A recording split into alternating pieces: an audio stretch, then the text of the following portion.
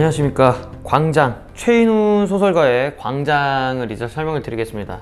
자, 이 광장이라는 건 일단 배경이 해방 이후, 일제강점기 해방 이후부터 이제 6.25 전쟁의 휴전까지 이제 시대적 배경이 가는데, 자, 예를 보시면은 좀 많아요. 뭐가 현대소설 중편소설, 그 관념적이고 철학적인 이유가 이제 그 남한과 북한 어디에도 속하지 못한 인물을 주인공으로 내세워서 이제 그런 이데올로기 속 갈등 속 진정한 삶의 방식을 추구하는 인간의 모습을 찾아옵니다. 그러니까 우리 주인공이요, 북한에도 살아봤었고 남한에도 살아봐요. 근데 이제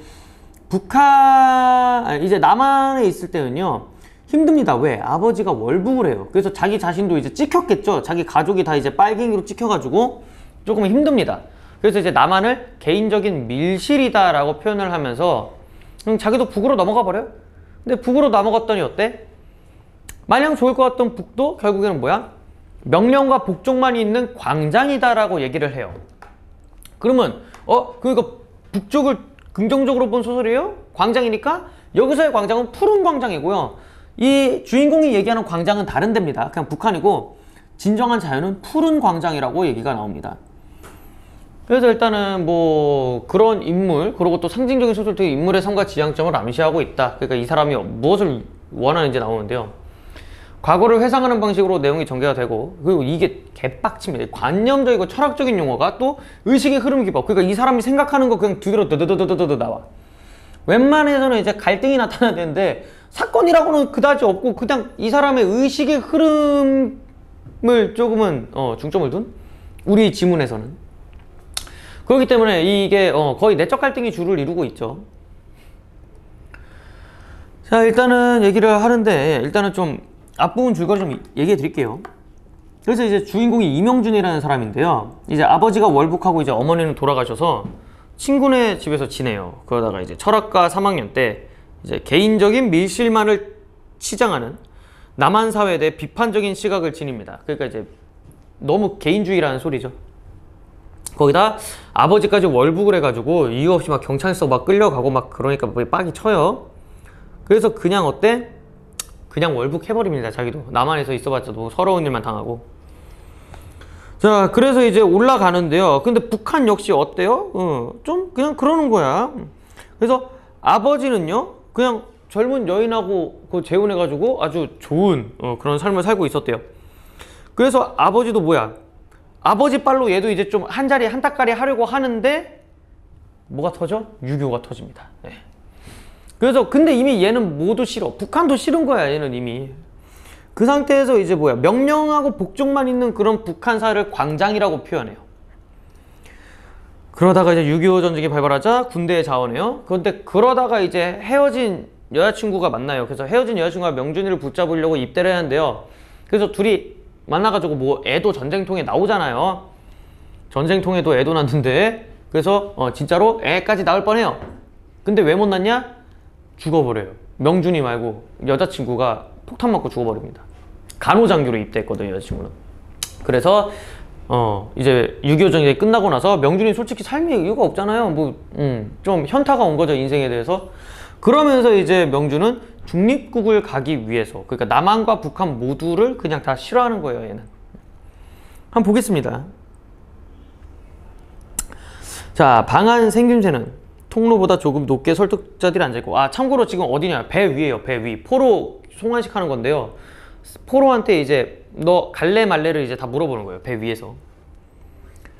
그래서 통로보다 조금 높게 설득자들이 앉아있고, 포로는 왼편에 들어와서 바른편으로 빠지게 됐다. 오른쪽으로 이렇게 빠진대요. 네 사람의 공산군 장교와 인민복을 입은 중공 대표와 한 사람, 합쳐서 5명. 그들 앞에 가서 걸음을 멈춘다. 앞에 앉은 장교가 부드럽게 웃으면서 말한다. 네, 오셔야 되니까. 동무 앉으시오. 명준은 움직이지 않았다. 동무는 어느 쪽으로 가겠소? 네, 하면서 이제 뭐야, 그 다음에 요거는 거시기고 일단 요거 쓰세요.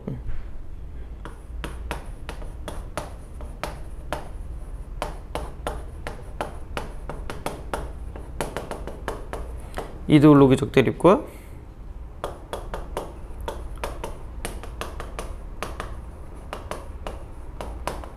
갈등 상황에서 선택하며.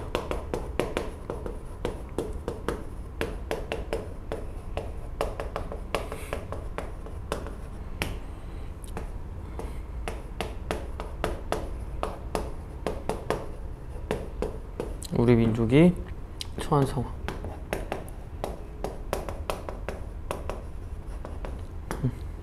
그래서 뭐래요? 중립국이라고 졸라 단호하게 얘기합니다. 그러니까 아무것도 선택하지 않겠다는 소리입니다. 그 전에 일단 이거 쓰고 갑시다. 밀실과 광장. 자, 일단은 밀실 첫 번째.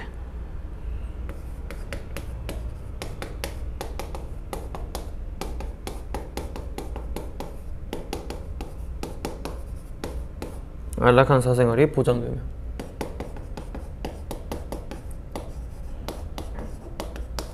안락한 사생활이 보장되며 개인의 행복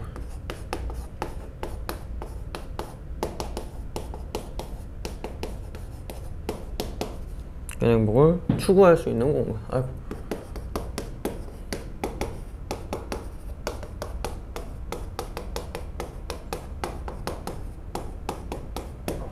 자, 그 다음에 하나 더 있어요.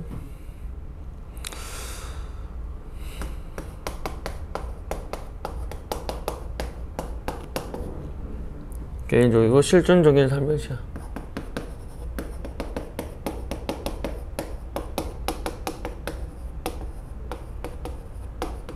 그래서 이게 밀실이 남한입니다. 남한. 근데 얘는 싫다고 하죠. 어쨌든 그 광장은 북한을 뜻해요. 이건 뭐야?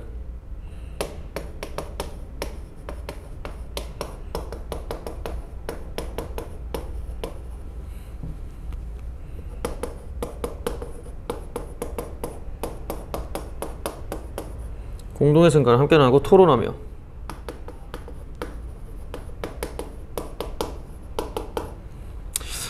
바람직한 방향을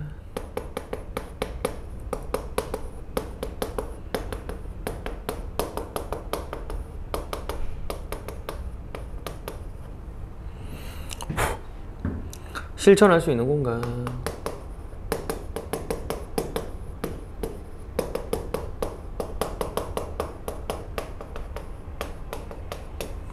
그리고 개인적이고 집단적이고 사회적인 삶의 상징. 이거는 따로 써야 돼요. 쓸데없어요. 그리고 아우 손 시려.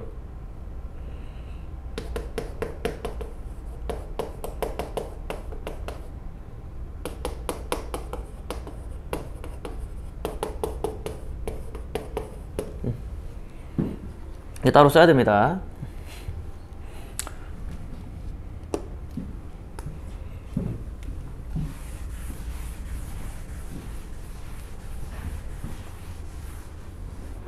자, 계속 읽겠습니다. 그들은 서로 쳐다본다. 앉으라고 하던 장교가 윗몸을 테이블 위로 바싹 내밀면서 말한다. 동무, 중립국도 마찬가지로 자본주의 나라요. 중공주니까 범죄가 우글대는 낯선 곳에 가서 어쩌자는 거요. 그러니까 뭐야? 북측 장교의 설득 논리가 1, 2, 3 나올 거예요.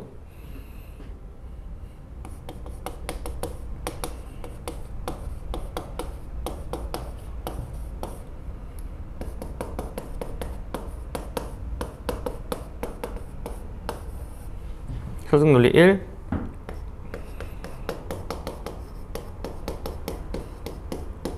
자본주의의 부정적 신문제.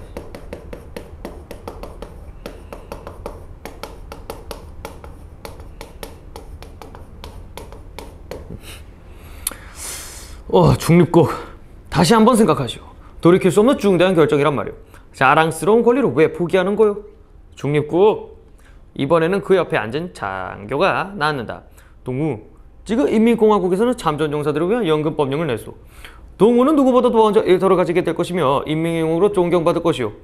전세 인민은 동무가 돌아오기를 기다리고 있어. 고향의 초복도 동무의 개선을 반길 거야요. 하는데 뭐야? 설득논리 두 번째 뭡니까? 북을 택했을 때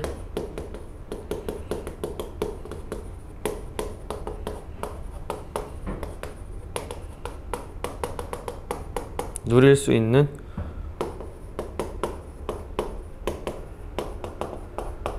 권리를 제시. 중립국 그들은 머리를 보고 소곤소곤 상의를 한다. 처음에 말하던 장교가 다시 입을 연다. 동무의 심정도 잘 알겠소. 오랜 포로 생활에서 제국주의들의 간사한 게임 수에 유혹을 받지 않을 수 없었다는 것도 용서할 수 있어. 그런 염려는 하지 마시오. 공화국은 동무의 한차근 탓을 하기보다도 동무의 조국과 인민에 바친 충성을 더 높이 평가하고 일제 보복 행위는 없을 것이오 약속하오. 하면서 뭐야? 보복 안 하겠다. 3.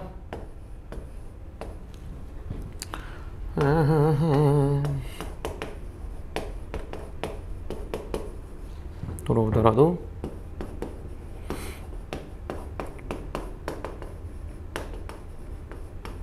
일제 보복이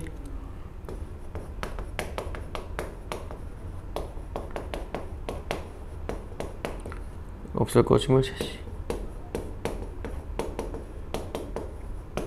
해서 이게 북측 설득 논리 3가지. 그래서 뭐 동무는 중립국 중공 대표가 날카롭게 무어라 외쳤다. 설득하던 장교는 증오에 찬 눈초리로 명준을 노려보면서 내뱉었다. 좋아. 눈길을 방금 도어를 열고 들어오는 다음 포로에게 옮겨버렸다. 아까부터 그는 설득자들에게 간단한 한마디만 되풀이 대꾸하면서 그는 다른 천막에 동시에 진행되고 있을 광경을 그려보고 있었다.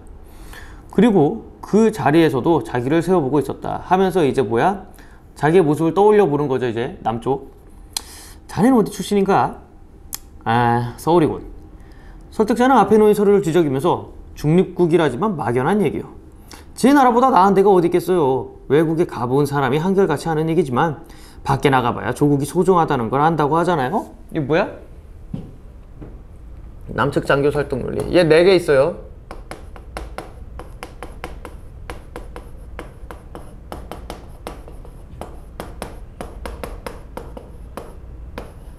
첫 번째는 뭡니까?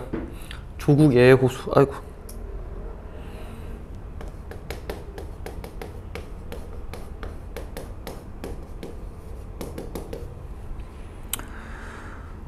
계속 읽겠습니다. 당신이 지금 가슴에 품은 울분은 나도 압니다. 대한민국이 과도기적인 여러 가지 모순을 가지고 있는 걸 누가 부인합니까?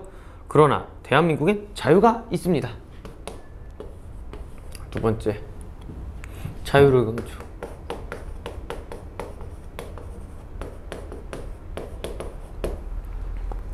인간은 무엇보다도 자유가 소중한 것입니다. 당신은 북한 생활과 포로 생활을 통해서 이중으로 느꼈을 것입니다. 인간은 중립국 강요하는 게 아닙니다. 다만 내 나라 내 민족의 한 사람이 타양만리 이국 땅에 가겠다고 나서니 동족으로서 어찌 한마디 참고되는 이야기를 안 할 수 있겠습니까? 우리는 이곳에 남한 2천만 동포의 부탁을 받고 온 것입니다. 한 사람이라도 더 건져서 조국의 품으로 데려오라는. 중립국, 당신은 고등교육까지 받은 지식인입니다. 조국은 지금 당신을 요구하고 있습니다. 당신은 위기에 처한 조국을 버리고 떠나버리렵니까? 중립국, 지식인일수록 불만이 많은 법입니다. 그러나 그렇다고 제 몸을 없애버리겠습니까? 존경을 났다고 말이죠. 당신 한 사람을 잃는 건, 자 여기 괄호치세요. 당신 한 사람을 잃는 건 무식한 사람 열을 잃는 것보다 더 큰 민족의 손실입니다. 당신은 아직 젊습니다. 우리 사회는 할 일이 태산 같습니다. 나는 당신보다 나이를 약간 더 먹었다는 의미에서 친구로서 충고하고 싶습니다. 조국의 품으로 돌아와서 조국을 재건하는 일꾼이 되주십시오. 설득 논리 3번째.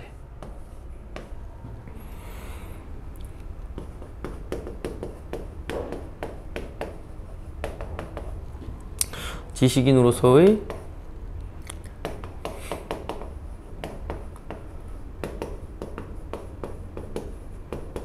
사회적 책임과 존재의 필요성.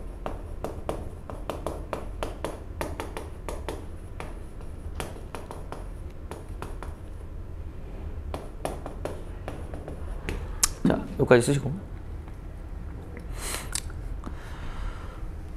어디 갔어? 뭐야? 어디 갔어? 낯선 땅에 가서 고생하느니 그쪽이 당신 개인으로서도 행복이란 걸 믿어 의심치 않습니다. 나는 당신을 처음 보았을 때 대단히 인상이 마음에 들었습니다. 뭐 어떻게 생각하지 마십시오. 나는 동생처럼 여겨졌다는 말입니다. 만일 남한에 오는 경우에 개인적인 조력을 제공할 용의가 있습니다. 어떻습니까? 라고 얘기하는 거야. 자, 설득 논리 4번째죠. 4번째 뭡니까? 개인적 조력을 제공.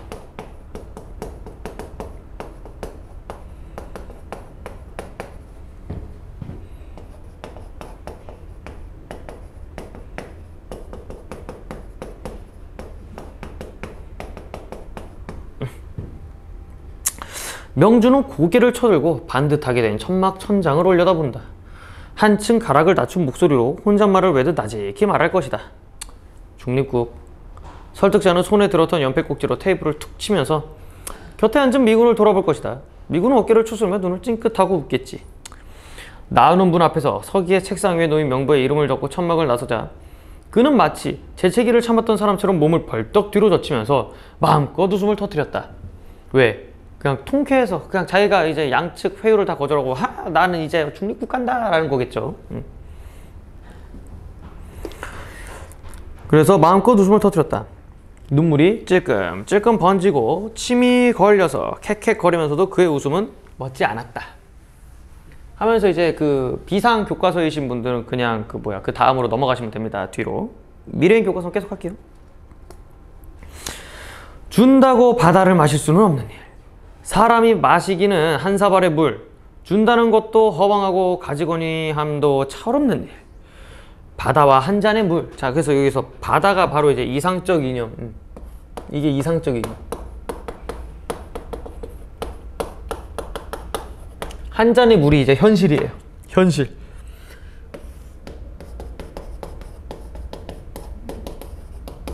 그러니까 막 우리한테는 바다, 넓은 바다를 보여줄 것처럼 해놓고는 막상 딱 보면은 한 컵에 있는 그 한 잔의 물만큼밖에 안 된다는 소리죠. 자, 그 사이에 놓인 골짜기와 눈물과 땀과 피, 그것을 셈할 줄 모르는데 잘못이 있었다. 세상에서 뒤진 가난한 땅에 자란 지식 노동자의 슬픈 환상. 과학을 믿은 게 아니라 마술을 믿었던 게지. 자, 마술은 뭐예요? 허황된 것입니다. 허황된 이상. 그러니까 다 상징성을 가지는 단어들이에요.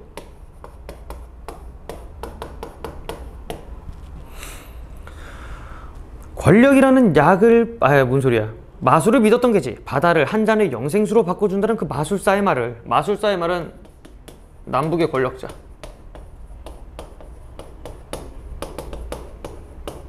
를 얘기합니다. 그들은 뻔히 알면서 권력이라는 약을 팔려고 말로 속인 꾀임을 어리석게 신비한 술잔을 찾아 나섰다가, 자, 신비한 술잔은 뭐냐면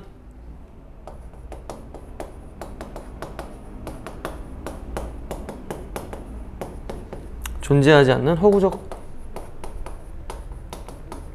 이상. 신비한 술잔을 찾아 나섰다가 낌새를 차리고 항구를 돌아오자 그들은 항구를 차지하고 움직이지 않고 있었다. 참을 알고 돌아온 바다의 난파자들은 그들을 감옥에 가둘 것이다.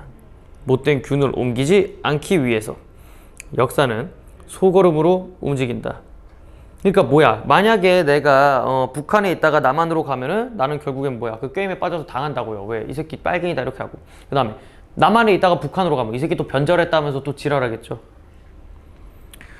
사람의 커다란 모순과 업에 비기면 아무 자국도 못 낸 것이나 마찬가지다. 당대까지 사람이 만들어낸 물질 생산의 수확을 고르게 나누는 것만이 모든 시대에 두루 맞는 가능한 일이다. 마찬가지 아닌가? 벌써 아득한 옛날부터 사람 동네가 알아낸 슬기, 사람이라는 조건에서 비롯하는 슬픔과 기쁨을 고루 나누는 것. 그래봐야 사람의 조건이 아직도 풀어나가야 할 어려움의 크기에 대면 아무것도 아니다. 사람이 이루어 놓은 것에 눈을 돌리지 않고 이루어야 할 것에만 눈을 돌리면 그 자리에서는 삶의 힘을 잃는다. 뭐야, 어디 갔어? 사람이 풀어야 할 일을 한눈에 보여준 것, 그것이 죽음이다. 은혜의 죽음을 당했을 때, 그러니까 그 북한에서 있다가 그 전쟁 때 다시 만난 그 여자친구 죽음을 당했을 때 이명준 배에서는 마지막 돛대가 부러진 셈이다. 그러니까 이제 삶의 희망을 잃어버린 거죠.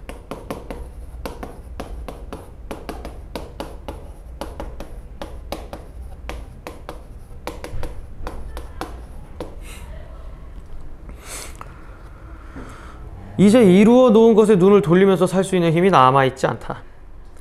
팔자 소관으로 빨리 늙는 사람도 있는 법이었다. 사람마다 다르게 마련된 몸의 길, 마음의 길, 무리의 길. 데일 언덕 없는 난파꾼은 이게 바로 이제 뭐야? 데일 언덕 없는 난파꾼. 이게 바로 이명준 자신을 얘기한 거예요. 그래서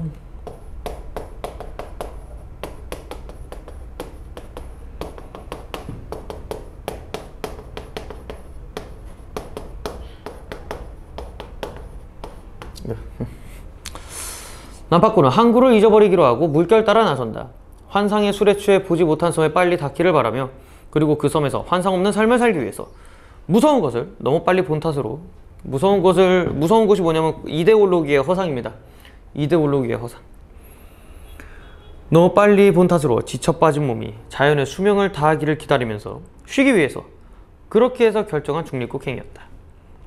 자, 하면서 이렇게 미래엔 교과서는 끝이 납니다. 그래서 뒷부분 줄거리는 자살해요, 결국에는 이명준.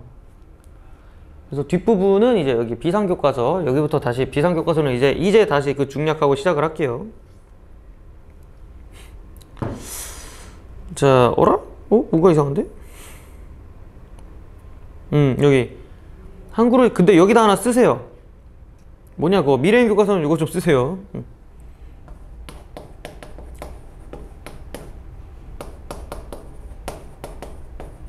이념의 갈등에 휘둘리지 않고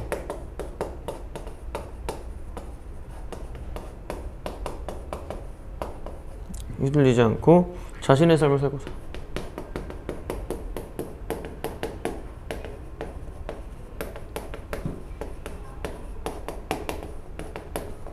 그리고 이게 무서운 것이 바로 이데올로기였어.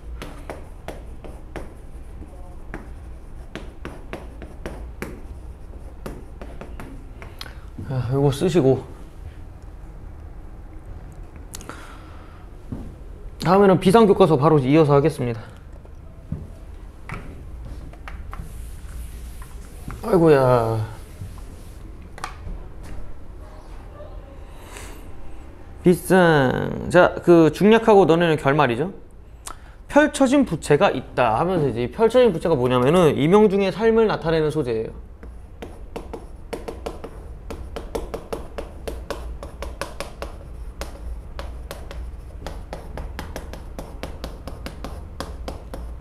나타내는 부채 끝 넓은 테두리 쪽을 철학과 학생 이명준이 걸어간다. 가을이다. 겨드랑이에 낀 대학 신문을 꺼내 들여다본다. 약간 자랑스러운 듯이 여자를 깔보지 않아도 알 수 없는 동물이라고 여기고 있다. 책을 모으고 미라를 구경하러 다닌다. 정치는 경멸하고 있다.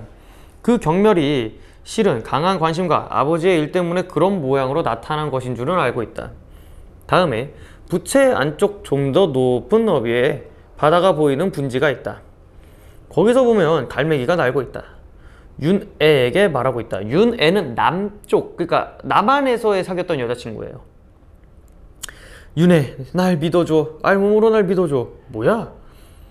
고기 썩는 냄새가 역한 배 안에서 물결. 이 고기 썩는 냄새는요, 그 북한에서 이제 밀항하던 때로 회상하는 겁니다. 그러니까 북한으로 이제 밀항해서 월북했을 때. 그래서 물결에 흔들리다가 깜빡 잠든 사이에 유토피아의 꿈을 꾸고 있는 그 자신이 있다. 조선인 코로스가 뭐예요? 코호트예요.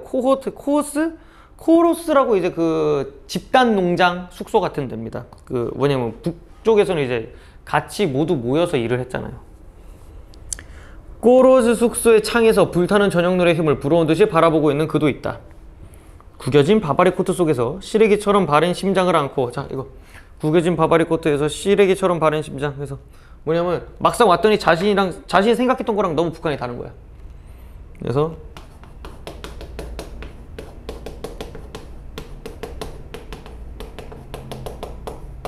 자신이 생각했던 것과 다른 북한의 실망한 모습.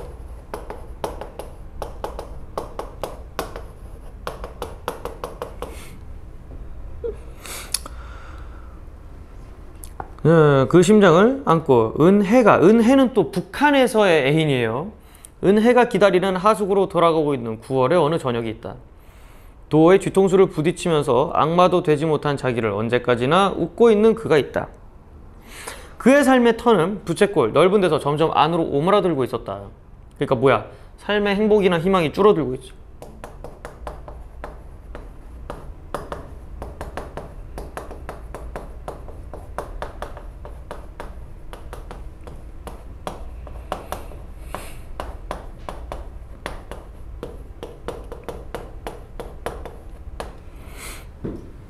마지막으로 은혜와 둘이 안고 뒹굴던 동굴이, 은혜와 안고 동굴에서 그럴 것이겠구나. 그러니까 전쟁 중에 이제 얘랑 제외했으니까 그 동굴이 그 부채꼴 위에 있다. 사람이 안고 뒹구는 목숨의 꿈이 다르지 않으니 어디선가 그런 소리도 들렸다. 그는 지금 부채의 사북자리에 서 있다. 사북자리면 이제 부채가 이렇게 막 이렇게 폈다 오므렸다 폈다 오므렸다 하잖아요. 사북자리는 이제 폈다 오므렸다 하는데 그 교차되는 부분, 부채가 이렇게 딱 해서 교차되는 부분, 그 부분을 이제 사북자리라고 얘기를 한대요. 이게 뭐야? 현재 명준의 처지를 나타내고 있는 겁니다. 여기.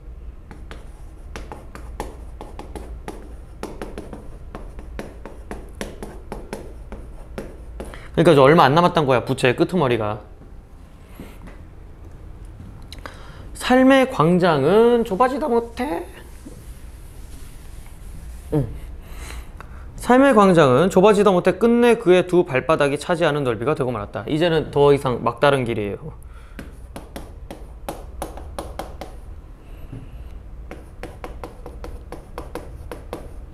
갈 곳이 없어지.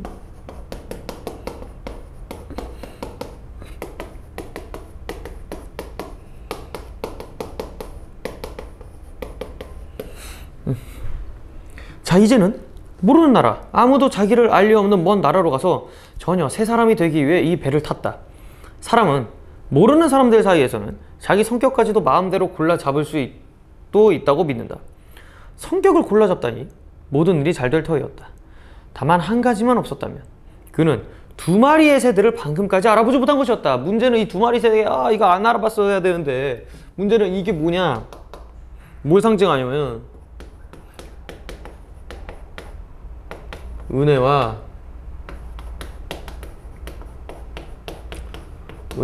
임신한 아이, 그러니까 자기 아이겠죠?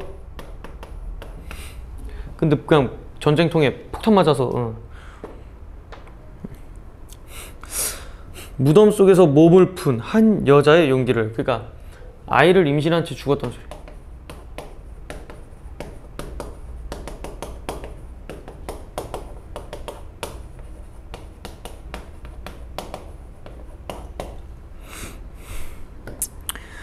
방금 태어난 아기를 한 팔로 보듬고 다른 팔로 무덤을 깨뜨리고 하늘 높이 치솟는 여자를, 그리고 마침내 그를 찾아내고야만 그들의 사랑을. 돌아서서 마스트로 올려다본다. 마스트는 이제 그 쭉 위에 그 돛대 위에 제일 큰 그거 기둥 얘기하는 거예요. 그 뭐야, 배 위에. 그들은 보이지 않는다. 바다를 본다. 큰 새와 꼬마 새는 바다를 향하여 미끄러지듯 내려오고 있다. 바다. 그녀들이 마음껏 날아다니는 광장을 명준은 처음 알아본다. 그러니까 여기에서의 광장은 그 광장이 아닙니다. 아까 썼던 그 북한을 뜻하는 광장이 아니겠죠. 부채꼴 사부까지 뒷걸음질 친 그는 지금 핑그르르 뒤로 돌아선다. 제정신이 든 눈에 비친 푸른 광장이 거기에 있다. 자, 그래서 이 푸른 광장, 이게 바로 뭡니까? 바다예요, 바다. 근데 이게 뭐냐면 명준이 북에서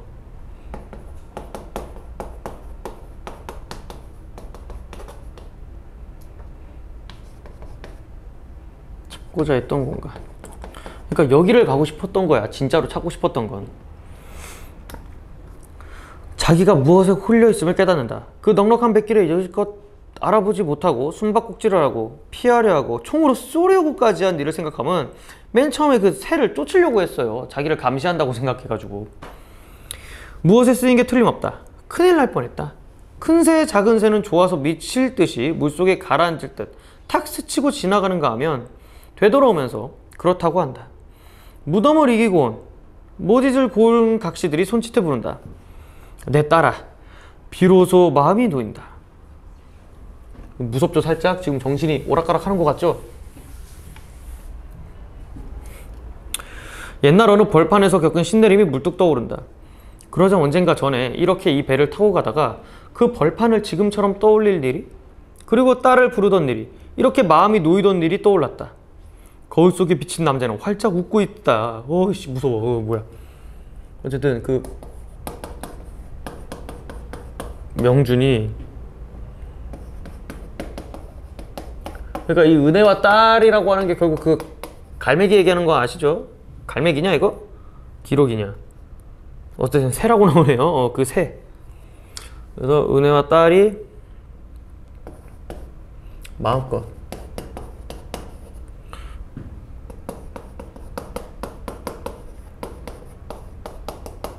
그러니까 자기도 거기에 같이 있고 싶은 거예요. 근데 거기가 어디야? 배 위에서 갈매기가 날고 있어. 그럼 거기로 몸을 던지면 어떻게 돼? 그대로 죽는 거야. 날고 있는 공간에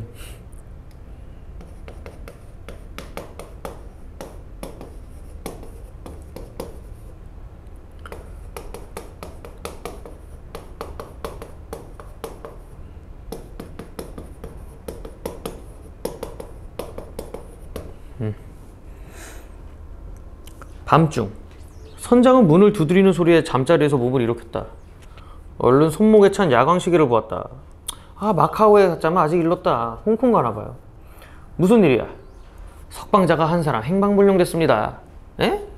지금 같은 방에 있는 사람이 신고해 와서 인원을 파악해봤습니다만 배 안엔 보이지 않습니다. 선장은 계단을 내려가면서 물었다. 아, 누구야 없는 게. 미스터 리입니다. 미스터 리, 그러니까 이명준 얘기하는 거죠. 자, 여기. 자, 여기. 그래서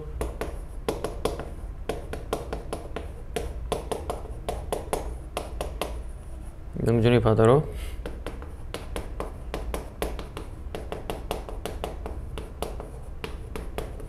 뚜신했으면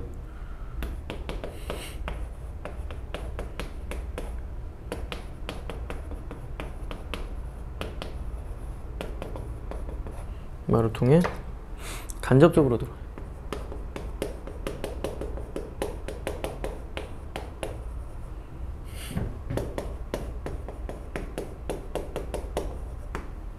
자, 이렇게입니다. 이튿날 타구로는 흰 페인트로 말쑥하게 칠한 3,000톤의 몸을 떨면서 한 사람의 손님을 잃어버린 채 물체처럼 빼곡히 들어찬 남중국 바다에 훈김을 헤치며 미끄러져 간다. 흰 바다새들의 그림장은 보이지 않는다. 마스터에도 그 언저리에도 바다에도. 아, 마카오에서 다른 데로 가버린 모양이다. 라고 하면서 이제 어떻게 되는 겁니까? 그렇게 간 겁니다. 그러면서 이제 이건 끝이 나는데요. 일단 명준이 왜 계속 중립국을 그렇게 부르짖었습니까? 중립국을 선택하면서 남과 북을 비판하는 거예요. 그래서 이제 정치 현실, 그러니까 그 이념과 갈등이 없는 그거를 원했는데 그것 때문에 6.25가 일어나고 그것 때문에 죄 없는 사람들이 많이 죽었죠. 그런 것들을 다 비판하는 겁니다. 그러니까 광장은 이렇게 해서 끝입니다. 문제 푸세요.